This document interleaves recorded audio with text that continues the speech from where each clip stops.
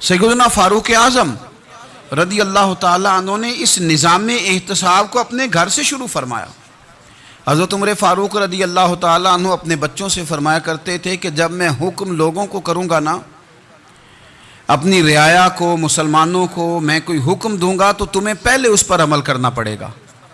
آپ فرمایا کرتے تھے یاد رکھنا لوگ تمہیں اس طرح دیکھیں گے، لوگ اس طرح تمہیں دیکھیں گے جس طرح گوشت کھانے والا پرندہ گوشت کو دیکھا کرتا ہے۔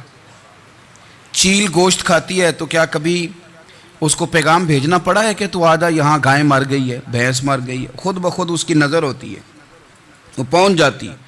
جناب عمر فرمانے لگے میرے گھر والوں، میرے بیٹوں، میری بیٹیوں، میری اہلیہ، لوگ تمہیں اس طرح دیکھیں گے جس طرح گوشت کھانے والے پرندے دیکھتے ہیں، لہذا میں جب کسی کو عمل کروں تو پہلے تمہیں اس پر عمل کرنا پڑے گا جب میں کسی کو حکم دوں۔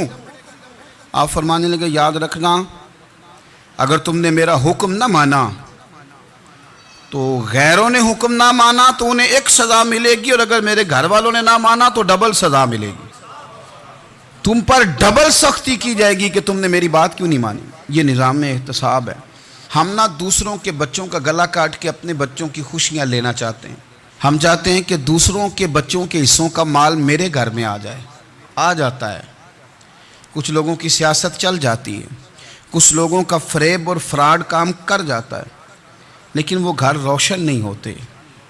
ان گھروں میں پیسہ ہوتا ہے پر قرار رخصت ہو جاتا ہے، ان گھروں میں آسانیاں اور وسعتیں تو آ جاتی ہیں لیکن ایک دوسرے کا احترام ختم ہو جاتا ہے۔ سیدنا فاروق اعظم رضی اللہ تعالیٰ عنہ کا یہ طریقہ تھا کہ وہ اپنے بچوں پر سختی کرتے۔ آپ ہمارے ملک میں یہ نظام ہے، موجودہ حکمران ہو یا ان سے پچھلے، بچے سب کے ملک سے باہر رہتے ہیں، یہاں رہتے ہیں تو محلات میں، باہر جاتے ہیں تو بڑی بڑی آسائشوں میں۔ ان کے بچوں کے لیے قانون بھی الگ سے ہیں، قاعدے بھی الگ سے ہیں، اور ہمارے ملک کے اندر تو ایک باقاعدہ پروٹوکول کا سسٹم ہے۔ اس سسٹم سے گزر کر بڑے بڑے لوگ چلنا پسند کرتے ہیں۔ ہمارے زمانے میں بھی کچھ چیزیں سرکاری ہوتی ہیں خالص، لیکن عجیب نظام ہے نا، ہر چیز کا کرایہ بڑھ جاتا ہے، سرکاری دکان کا نہیں بڑھتا۔ باقی دکانیں 5-6 سال کے لیے ملتی ہیں، سرکاری دکان پہ آپ قبضہ کرنا چاہیں تو پورے 100 سال کے لیے مل جاتی ہے۔ چونکہ یہ عام عوام کی پراپرٹی ہے تو اس کے ساتھ جو مرضی کو سلوک کرے۔ ایک سرکاری چراگاہ تھی جس کے اندر جانور چرا کرتے تھے، ہمارے ہاں بھی پنجاب میں کچھ جگہیں ہوتی ہیں تو ہم لوگ کہتے ہیں شام لاٹ ہے۔ سرکاری چراگاہ میں جانور چرا کرتے تھے۔ حضرت عمر فاروق رضی اللہ تعالیٰ عنہ کے صاحبزادے سیدنا عبداللہ ابن عمر رضی اللہ تعالیٰ عنہ نے بھی ایک اونٹ خرید لیا، تو سب لوگوں کے جانور سرکاری چراگاہ میں چرتے تھے، آپ نے بھی اپنا جانور وہاں چرنے کے لیے، کھانے پینے کے لیے چھوڑ دیا۔ وہ جب اونٹ آیا تو پتلا تھا، کچھ دنوں کے بعد وہ فربا ہو گیا، طاقتور ہو گیا، موٹا تازہ ہو گیا۔ حضرت سیدنا عبداللہ ابن عمر رضی اللہ تعالیٰ عنہ نے بیچا تو وہ ڈبل قیمت سے بھی زیادہ کا بکا، کیونکہ پہلے دبلا پتلا تھا، اب موٹا تازہ فربا ہو گیا۔ حضرت سیدنا فاروق اعظم رضی اللہ تعالیٰ عنہ کو پتہ چلا تو بلایا، فرمایا پتر اونٹ بیچ دیا ہے؟ ابا جی بیچ دیا ہے۔ فرمایا کتنے کا خریدا تھا؟ اتنے کا۔ بیچا کتنے کا؟ ڈبل قیمت بتائی۔ فرمایا اس طرح کر کے اصل رکھ لے اور جو اوپر ملی ہے مجھے دے دے۔ حضور آپ نے کیا کرنی ہے؟ فرمایا میں سرکاری خزانے میں جمع کروں گا۔ حضور کیوں؟ فرمایا اس لیے کہ تیرا اونٹ سرکاری جگہ پہ چرا کرتا تھا، وہ گھاس سرکاری جگہ سے کھاتا تھا۔ حضور سب کے کھاتے۔ حضرت عبداللہ ابن عمر کہنے لگے سب کے کھاتے ہیں۔ آپ فرمانے لگے تو سب میں شامل نہیں ہے، تو امیر المومنین کا بیٹا ہے، تجھے میں یہ حق نہیں دے سکتا، تیرے اوپر تھوڑی سختی زیادہ کی جائے گی، تجھے یہ حق نہیں ملے گا۔ تو اپنے اونٹ کو چونکہ سرکاری چراگاہ میں چرایا کرتا تھا، لہذا تجھے وہ جو اصل رقم یہاں جمع کرانی پڑے گی۔ ہمارے تو بچے پہلی بات تو یہ ہے کہ بات ہی نہیں سنتے۔ یہ سب کے بچوں کی بات کر رہا ہوں، وہ ٹیچر کے بچے ہوں، سیٹھ کے بچے ہوں، پیر کے بچے ہوں، امام صاحب کے بچے ہوں، کسی کے بچے ہوں، پہلے تو سنتے نہیں۔ اور اللہ خیر کرے اگر آپ کوئی سنانا چاہیں تو فوری طور پر وہ ہوم منسٹری کے پاس پہنچ جاتے ہیں، ان کی اماں ان کی وکیل بن جاتی، آپ کہہ ہی کچھ نہیں سکتے، حالات رخ بدل جاتے۔ اس کا نقصان یہ ہوتا ہے کہ ان کو تراشا نہیں جا سکتا، ان کو ہیرے نہیں بنایا جا سکتا، ان کے اوپر کچھ ایسی میل کچیل چڑھ جاتی ہے جو بڑی عجیب و غریب ہوتی. اور کچھ لوگ ایسے ہوتے ہیں جو خرابی کرنے میں بھی اپنا کردار ادا کرتے ہیں، خرابی کرنے میں. اور بڑے لوگوں سے منسلک ہونے کے لیے لوگ رستے تلاش کرتے ہیں، رستے. میں چونکہ چیزوں کا مطالعہ کرنے کا بڑا شوقین ہوں، تو میری والدہ داخل تھیں کئی سال پہلے ہسپتال میں، تو مجھے اس ہسپتال میں کچھ دن رہنا پڑا. ایک پرائیویٹ ہاسپٹل تھا، تو اس میں انہوں نے جگہ جگہ لکھ کے لگایا تھا ملازمین کو بخشیش نہ دیں. ہم ان کو بڑی اچھی معقول تنخواہ دیتے ہیں، سیلری بڑی عمدہ ہے، تو لوگ بخشیش نہ دیں. میں نے جو مینجمنٹ کے لوگ تھے ہاسپٹل کی، ان میں سے ایک سے میں نے کہا کہ اگر کوئی بندہ اپنی خوشی سے دینا چاہے تو آپ نے بڑا موٹا لکھ کے لگایا برائے مہربانی ان کو بخشیش نہ دیں. اس نے بڑی قیمت، سادہ آدمی تھا پر میری بڑی اس نے مجھے بات بتائی، مجھے نفع ہوا. کہنے لگے مولوی صاحب، جب کچھ امیر لوگ ہسپتال میں مریض لے کے آتے ہیں تو وہ صفائی والے کو پہلے ہی 500 روپیہ دکھا لیتے ہیں آتے ہی. پھر وہ جیسے آواز دیتے ہیں صفائی والے فٹافٹ اندر آتے ہیں، ان کا کمرہ صاف کرتے ہیں. تو سارے تو بیچارے اتنے مالدار نہیں ہوتے کہ آتے ہی پہلے کام والے کو 500 دیں. پھر نقصان کیا ہوتا ہے کہ یہ جن کی ذمہ داری ہے بہت ساری ڈیوٹیاں کرنے کی، یہ ڈیوٹی نہیں کرتے. یہ پلٹ کے ان کے طرف دیکھتے ہیں جن کے گھر سے سالن صحیح آتا ہے، ادھر ان کی توجہ زیادہ ہو جاتی ہے. جو نوٹ ان کو زیادہ دکھاتے ہیں، جو پھل لے کے آتے ہیں تو آدھا ان کو دیتے ہیں. تو ہم یہ کہتے ہیں یہ کام ہی نہ کرو، یہ اپنی تنخواہ پہ کام کریں تاکہ ہر آنے والے کا درد سمجھیں، ہر ایک کو یکساں یہ سروسز فراہم کریں. تو ہم یہ کام کرتے ہیں. ہم ایم پی اے کے اور کسی سے ہمارا تعلق نہ بنے تو ہم جناب اس کے ڈرائیور سے ہی تعلق بنا لیتے ہیں. ہم وہ جو آپریٹ کرنے والا ہوتا ہے ٹیلی فون، اسی سے بڑا تعلق بناتے ہیں، اس کو مٹھائی کا ڈبہ جلدی پہنچا دیتے ہیں. تو اسی طرح سے بڑے لوگوں کی اولادوں کو بگاڑا جاتا ہے. حضرت عاصم بن عمر رضی اللہ تعالیٰ عنہ، یہ سیدنا فاروق اعظم کے بیٹے تھے. مصر گئے تو لوگوں کو پتا چلا حضرت عمر کے بیٹے آئے. لوگوں نے تحفے دیے، بڑی بڑی چیزیں آپ کو دی. حضرت عمر کا بیٹا آیا، بڑے گفٹ دیے. تو صاحبزادے واپس آئے تو ان کے پاس بڑے تحائف تھے. سیدنا عمر فاروق رضی اللہ تعالیٰ عنہ نے دیکھا تو فرمایا ادھر لانا تحفے. کہا بھری لوگوں نے مجھے دیے ہیں. فرمایا تو نے کیوں بتایا تھا کہ میں امیر المومنین کا بیٹا ہوں؟ کہا حضور ان کو ویسے ہی پتہ چل گیا. فرمانے لگے پتر، یہ تحفے تمہیں اس لیے ملے ہیں کہ تم امیر کے بیٹے ہو، یہ تحفے تمہارا حق نہیں، چونکہ تمہیں اس کرسی کی وجہ سے ملے ہیں اور یہ کرسی مسلمانوں کی ہے، لہذا یہ حق بھی مسلمانوں کا ہی ہے. یہ لا سارے مال غنیمت میں جمع کیے جائیں. آپ اپنے گھر سے جب احتساب شروع کرتے ہیں، اپنے گھر سے، اور یہ یاد رکھیں یہ جو لوگ آتے ہیں آپ کے بچوں کو نوازنے کے لیے، یہ انہیں خراب کرتے ہیں، بگاڑ پیدا کرتے ہیں، یہ عجیب و غریب سی چیزوں میں مبتلا کر دیتے ہیں. بچوں کا نقصان ہوتا ہے کل کلام. پھر جو شاپر اچھا لے کے آئے پیر صاحب کے بچے ذرا اس سے پیار سے ملتے ہیں، نقصان ہو جاتا ہے. یہ دستے نگر ہو جاتے ہیں، یہ لوگوں کی طرف جیتے ہیں، دوسروں پہ ڈیپینڈ کرنے لگتے ہیں. حضرت ابو موسیٰ اشعری رضی اللہ تعالیٰ عنہ نے پہلے تو ایک قلین بڑا سونا تھا، تو آپ نے حضرت عمر کے گھر بھیج دیا کہ چلو ان کے گھر میں ان کی اہلیہ بچھا لیں گی. کہیں سے تحفہ آیا. پھر وہ جس کمرے میں مال غنیمت اور خزانہ رکھا جاتا تھا اس کی صفائی کر رہے تھے تو ایک دینار مل گیا. تو وہ دینار بچے سارے جا رہے تھے تو ان میں سے حضرت عمر کے ایک بیٹے کو چھوٹے کو بلایا اور بلا کے کہا پتر یہ دینار لے لو. حضرت عمر نے دیکھا کہ بیٹے کے ہاتھ میں دینار بھی ہے اور گھر میں قالین بھی ہے. ایک موقع پہ وہ قالین گیا، ایک موقع پر بچے کو ایک دینار دیا. تو حضرت عمر اپنی اہلیہ سے پوچھنے لگے یہ کہاں سے آیا قالین؟ کہا جناب ابو موسیٰ اشعری رضی اللہ تعالیٰ عنہ نے بھیجا ہے. بیٹے سے پوچھا دینار کہاں سے آیا؟ کہا مجھے انہوں نے ہی دیا ہے. آپ نے وہ دینار بھی لیا اور قالین بھی لیا اور اس کو لپیٹا اور جناب ابو موسیٰ اشعری کو بلایا اور اتنے سخت ناراض تھے. فرمانے لگے ابو موسیٰ اشعری سے کہنا میرے پاس پیدل آئے، گھوڑے پہ نہ آئے. اور جب آئے حضرت ابو موسیٰ اشعری تو جناب عمر اتنے ناراض ہوئے کہ وہ قالین لپیٹ کے تو ان کے سر پہ مار دیا. فرمانے لگے پکڑو اپنا دینار، تمہیں پورے مدینے میں میرے بیٹے کے علاوہ کوئی اور نہیں ملے تھا جسے تم خراب کر سکو.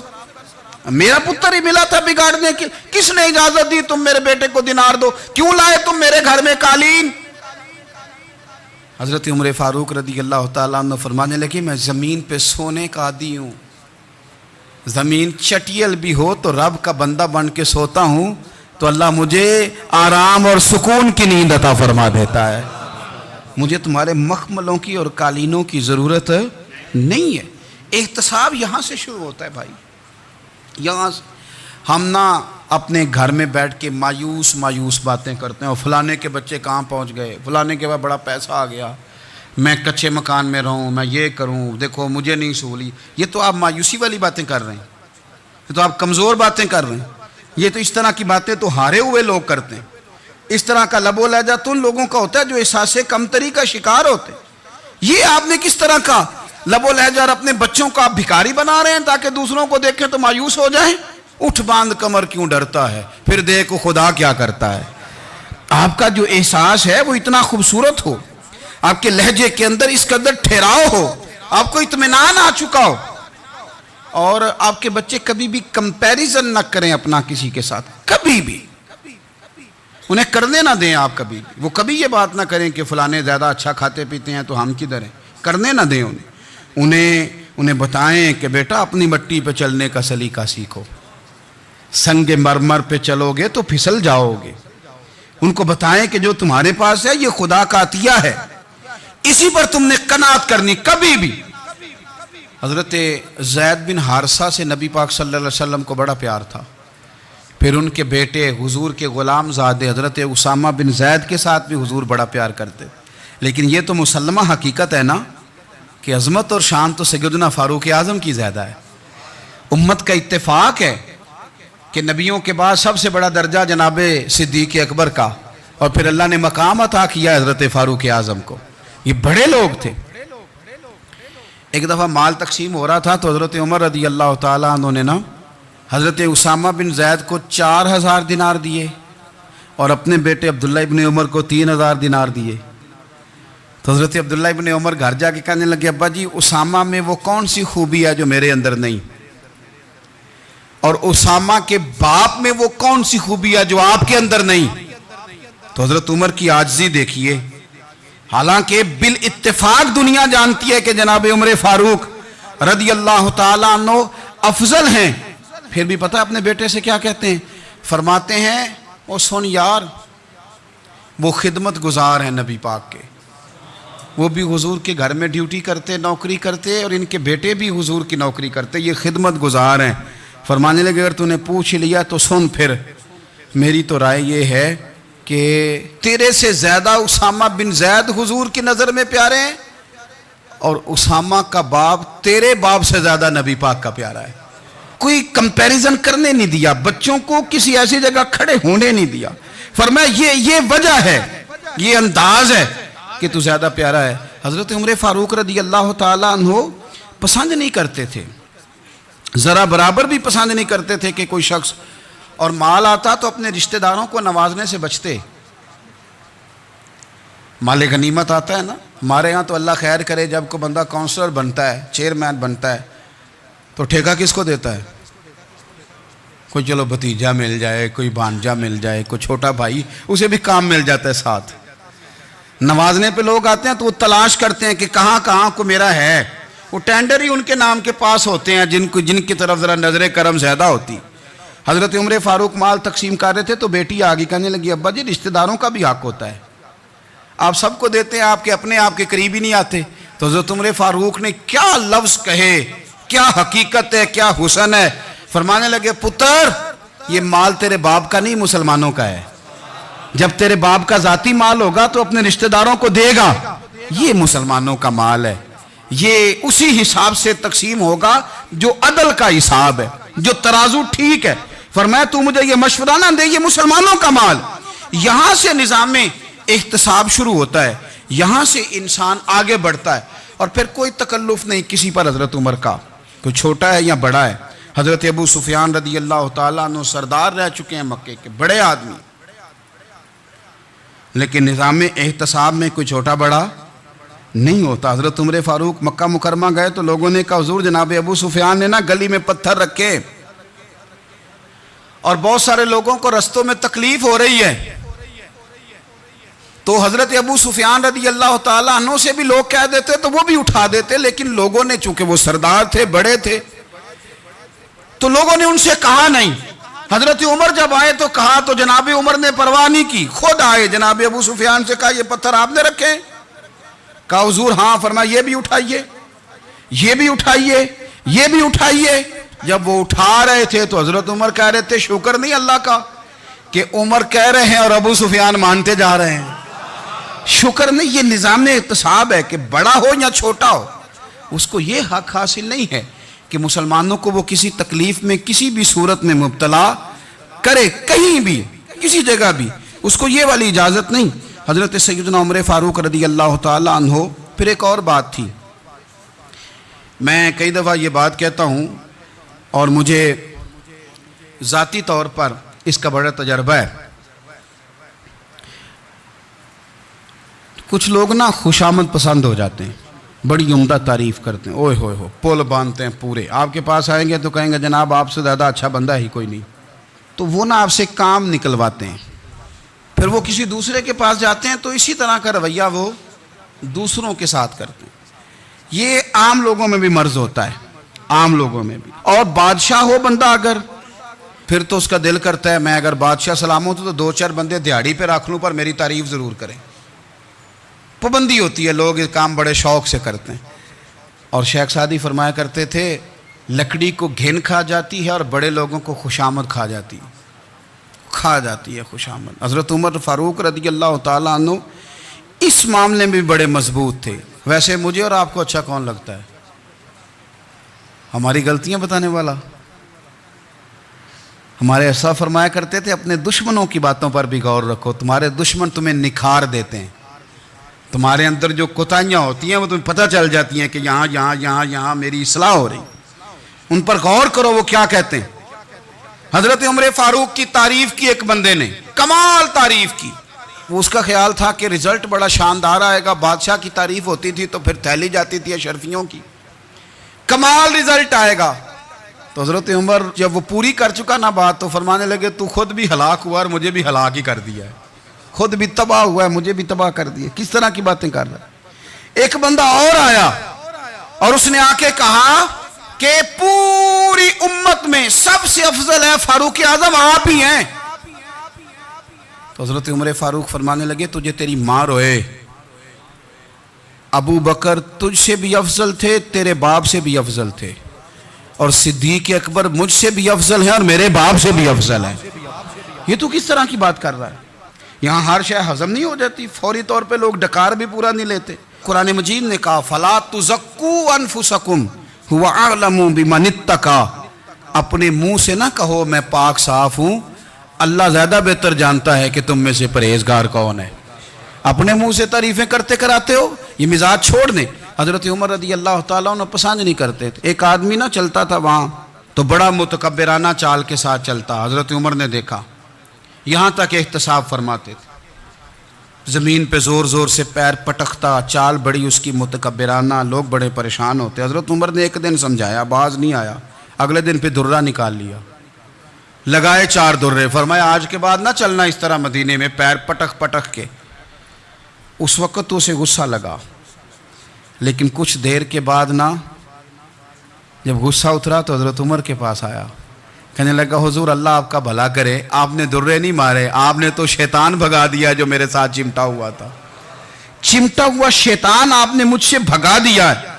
یاد رکھیں مسند امام احمد بن حنبل میں حدیث ہے، اللہ کے پیارے رسول صلی اللہ علیہ وسلم فرماتے ہیں جو دنیا میں متکبرانہ چال کے ساتھ چلتا ہے نا، قیامت کے دن وہ اللہ سے اس حال میں ملے گا کہ رب اس سے ناراض ہوگا، متکبرانہ چال سے نہیں چلیں گے۔ تو حضرت فاروق اعظم رضی اللہ تعالیٰ عنہ کا یہ طریقہ تھا کہ آپ خیال کرتے، اور پتہ کس طرح کا آپ کا مزاج تھا؟ فرماتے تھے تقسیم کرو، دوسروں کا بھی خیال رکھو۔ جس طرح بندہ دیوانہ وار نہیں لوگوں کا خیال رکھتا کہ بندہ بگڑے کوئی نہ، دیوانہ وار۔ کچھ لوگ تبلیغ کرتے ہیں رسمی، اور کچھ لوگ ایسے ہوتے ہیں جو لوگوں کی اصلاح میں دیوانے ہو جاتے ہیں، ان کی خواہش ہوتی ہے یہاں بھی بندہ ٹھیک ہو جائے، یہاں بھی بندہ ٹھیک ہو جائے، یہاں بھی بندہ ٹھیک ہو۔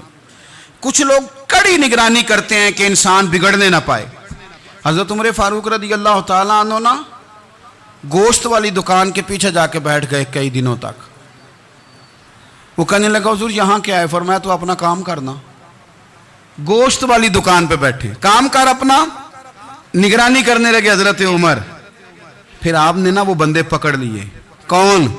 جو 2 دن مسلسل گوشت خریدنے آئے. پکڑ کے کھڑا کر لیا. فرمایا تو کل بھی گوشت لینے آیا تھا؟ حضور ہاں. فرمایا آج پھر کھائے گا؟ حضور جی. تو آپ فرمانے لگے کیا تیرے محلے سے غربت ختم ہو گئی ہے؟ تیرے رشتہ دار سارے پیٹ بھر کے کھاتے ہیں، تو 2 دن گوشت لینے آتا ہے؟ فرمایا آج کے بعد مسلسل گوشت لینے آیا تو درے سے ماروں گا، خبردار یہ کام نہ کرنا. یہاں تک نظام احتساب کا جب خیال رکھا جائے پھر حالات بگڑا نہیں کرتے، پھر وہ قابو میں رہا کرتے. حضرت عمر فاروق رضی اللہ تعالیٰ عنہ اس ترتیب کے ساتھ اصلاح کرتے، اس ترتیب کے ساتھ. سیدنا فاروق اعظم رضی اللہ تعالیٰ عنہ کی ایک بات آخر میں عرض کرنی ہے، وہ میں بھی اپنے اوپر لاگو کروں، آپ بھی غور کریں. حضرت عمر فاروق رضی اللہ تعالیٰ عنہ نے نا خط لکھا حضرت ابو موسیٰ اشعری کو. آپ فرمانے لگے یاد رکھنا جو گورنر، جو امیر اپنے رب کریم کی فرما برداری کرتا رہتا ہے نا، اس کی رعایا بھی اس کی فرما برداری کرتی ہے. اور جو لوگ اپنے رب کریم کی فرما برداری چھوڑ دیتے ہیں، پھر جنہوں نے ان کی فرما برداری کرنی ہوتی ہے وہ ان کی فرما برداری چھوڑ دیتے ہیں. آپ نے سپہ سالاروں کو خط لکھے تھے، فوج کے جو جرنیل تھے، کمانڈو تھے، ان کو خط لکھے تھے. فرمایا جو سپاہی نماز نہیں پڑھتا اسے فوج سے نکال دو. اور ساتھ لکھا تھا یاد رکھو جو رب کا وفادار نہیں وہ ہمارا کیسے ہو سکتا ہے، نکال دو ان لوگوں کو، فوج سے الگ کر دو. ہم آج جو بے پناہ پریشان ہیں، ہمارے بچے بات نہیں مانتے، شاگرد بات نہیں مانتے، ہم شکوے کرتے ہیں، بے ادبی بڑھ گئی. ادب کے ساتھ میں گزارش کروں گا بڑوں کی بارگاہوں میں، جو میری طرح کے بڑے بنے ہوئے ہیں، بزرگوں سے نہیں بات کرتا، ان سے میں کہوں گا کہ ہمیں ایک دفعہ اپنے اوپر بھی تو غور کر لینا چاہیے. کہیں ایسا تو نہیں ہے کہ ہم جب تک اللہ تعالیٰ کے فرما بردار تھے، جب تک ہم تقوی کے معیار پر تھے، ہماری بات ماننے والے ہماری بات مان رہے تھے.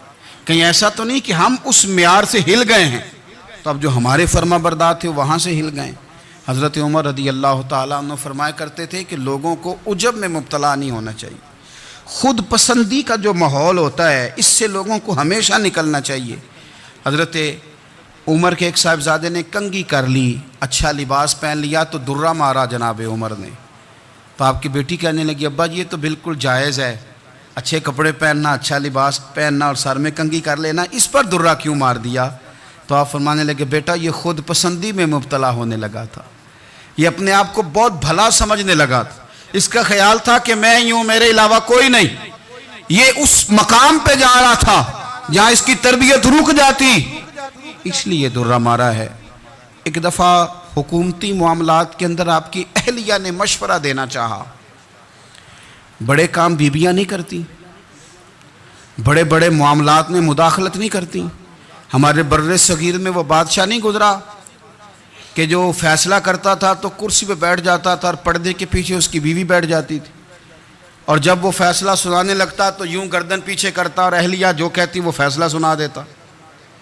لیکن ایک دفعہ خاتون نے ایک آدمی کو حضرت عمر نے معزول کیا تو آپ کی اہلیہ نے، اس آدمی کی اہلیہ حضرت عمر کی اہلیہ سے ملی ہوں گی، تو خاتون نے ذرا سفارش کرنی چاہی.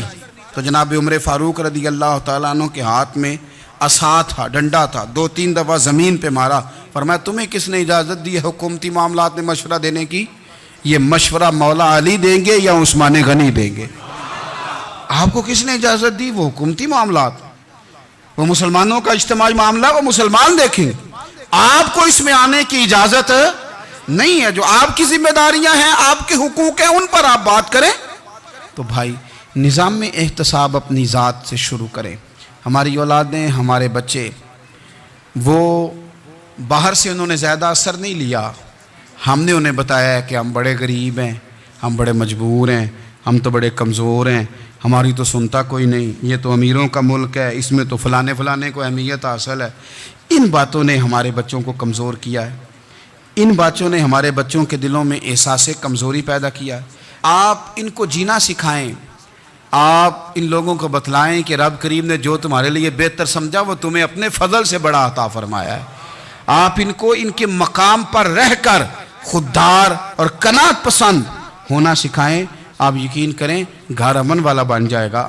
بچے اگر بھنا ہوا گوشت کھا رہے ہوں اور پھر بھی لاڑی رہے ہوں کہ مسالہ میری مرضی کا نہیں، سٹائل میری مرضی کا نہیں، ٹیسٹ میری مرضی کا نہیں، یہ والا گوشت میں نے نہیں کھانا، یہ اس طرح کر کے بھنا ہوتا تو پھر میں نے کھانا تھا، وہ زیادہ خوفناک صورتحال ہو جاتی ہے.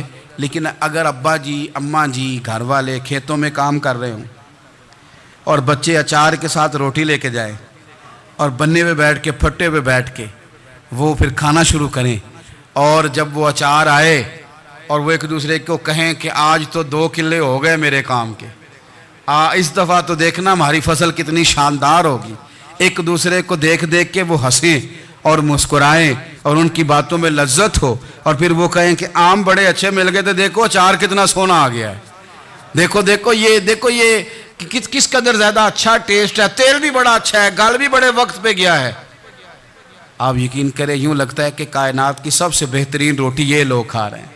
یہ سوچ حضرت عمر نے ہمیں دی ہے، یہ فکر جناب عمر نے ہم تک پہنچائی ہے. اللہ ہمیں سمجھنے کی توفیق عطا فرمائے. آخر دعوایا ان الحمدللہ رب العالمین.